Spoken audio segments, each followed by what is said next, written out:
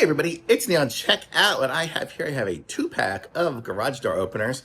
I have a garage door there that I need to add an additional opener to so we can park both the cars in here and have it work. So let's see what we got. Ooh, we're gonna have to put this down on the car here. Here we go. Okay, we've got 2 openers here, 1, 2, and then we have the little visor clips here. So let me see if I can balance this. You guys will just have to see me doing it up in the sky.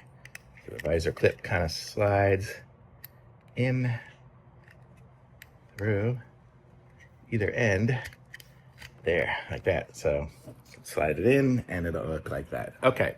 So now, these have to be programmed because they're universal. The way it works is you hold down the little programming button on the bottom. It says locate the garage, turn to the learn button, push the button, press the hold button on there until the light on the front turns on.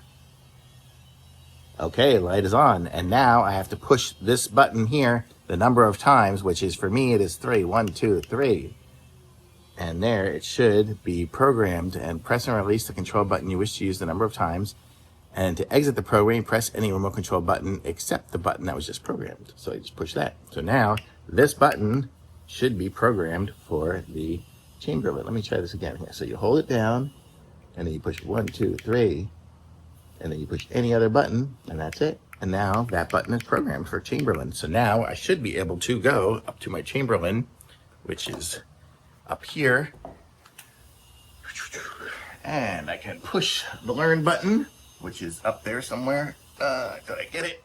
Maybe. I don't know. I'm there. And now it controls the opener. How cool is that? So I programmed it now to work with my Chamberlain. Super easy, super awesome.